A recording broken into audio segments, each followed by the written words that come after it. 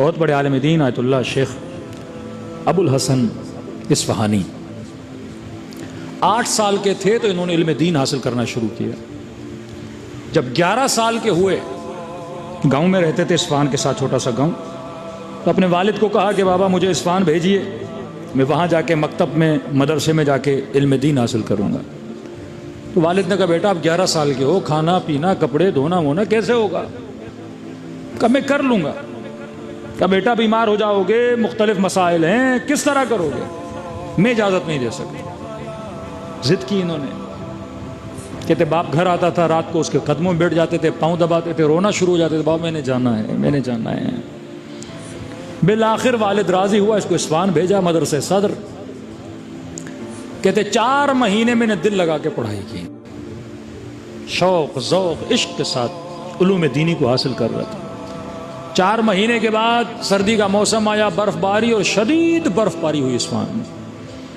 میرے پیسے ختم ہو گئے، کھانے پینے کے لیے پیسے نہیں، کمرے کے اندر روشنی چاہیے، موم بتیاں چلی گئیں، کمرے کو گرم کرنے کے لیے کوئلہ لانا پڑتا تھا، کوئلے کے پیسے نہیں، کھانے کے پیسے نہیں.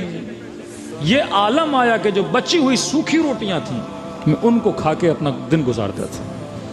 اتفاق سے انہی دنوں میرے والد آ گئے مجھ سے ملنے کے لیے. کمرے میں جیسے اندر آئے روشنی نہیں، کمرہ ٹھنڈا یخ، کھانا کا بابا پیسے ختم ہو گئے. اس نے ڈانٹنا شروع کر دیا.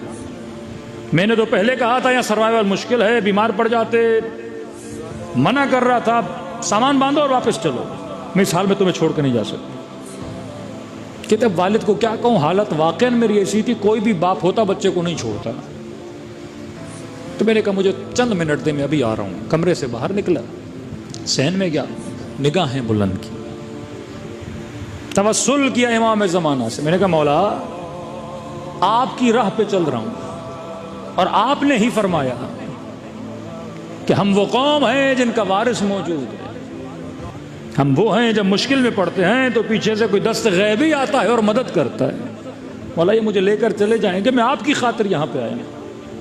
کہ ہزار و قطار 11 سال کا بچہ خلوص سے دل سے امام زمانہ سے باتیں کر رہا ہے کہ اچانک مدرسے کا دروازہ کھٹکا. خادم گیا. کون؟ خادم نے کہا کہ ابو الحسن کوئی بلا رہا ہے تمہیں. اب کہہ رہے اصفہان میں مجھے کوئی جانتا ہی نہیں. کونے کونے دروازے پہ پہنچا، کیا دیکھ نورانی وجود ہے، کوئی شخص ہے. مجھے کہا ابو الحسن پریشان کیوں ہوتے ہو؟ کمرے میں موم بتیاں نہیں ہیں، تم نے لگ رہا ہے صحیح سے ڈھونڈی نہیں ہے، ذرا غور سے ڈھونڈنا، پیچھے بہت پڑی ہوئی ہیں. پیسے نکالے میرے ہاتھ پہ رکھے، کہ جا کوئلے لے، کمرے کو گرم کر، کچھ کھانا لے، مہمان کو بھوکا نہیں بٹھایا کرتے، اور آج کے بعد پریشان ہونے کی ضرورت نہیں کیونکہ تو وہ ہے جس کا وارث زندہ ہے. کہ مجھے سمجھ میں نہیں آ رہا. اکثر لوگ جب مولا سے ملتے ہیں گویا ذہن پر امام زمانہ کوئی اثر ڈالتے ہیں کہ جس کی وجہ سے وہ امام کو پہچان نہیں پاتے. کہہ رہے کمرے میں گیا پیسے لے کے. والد نے کہا کون تھا؟ کہا بولا موم بتیاں پڑی ہوئی ہیں. کہا ڈھونڈی وہ مل گئیں. پیسے دیے. کہا کوئلے لے لینا، کمرہ گرم کر دینا، کھانا لے لینا، والد آیا کھانا کھلا دینا.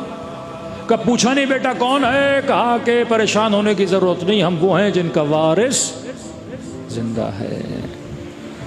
کہتے والد کھڑے تھے، بزرگ تھے، جیسے سنا تو گھٹنوں کے بل بیٹھ گئے.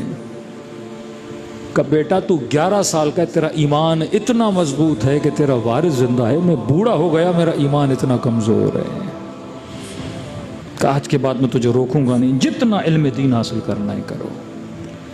خلوص کے ساتھ، اچھی نیت کے ساتھ اگر کوئی کار دین کے لیے بھی کام کرتا ہے یا کار دنیا کے لیے قربت اللہ کی نیت ہے، پھر اہل بیت علیہ الصلوۃ والسلام مدد کرتے ہیں.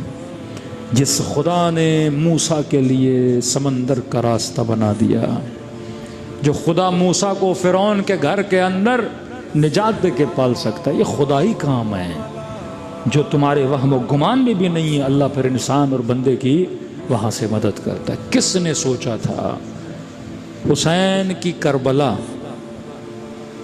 اور کہاں پاکستان، کہاں ہندوستان، کہاں دنیا کا کونا کونا. یزید نے بھی نہیں سوچا ہوگا کہ امام حسین کو شہید کروں گا اور دنیا کا ہر فرد، کوئی ایسا ملک نہیں رہے گا کہ جہاں پہ لوگ امام حسین کا غم نہ منائیں. یہ معجزہ پروردگار عالم ہے کہ تو ہمارا ذکر کر، ہم تمہارا ذکر کریں گے. تو مجھ سے محبت کر، میں تیری محبتوں کو لوگوں کے دلوں میں ڈال دوں گا۔